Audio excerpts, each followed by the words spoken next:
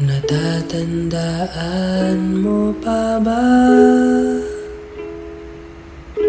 nang tayong dalawa ang unang nagkita? Panahon ng kamusmusan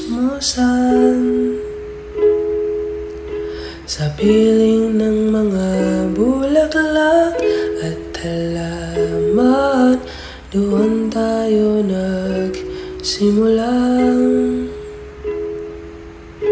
mangarap at tumula.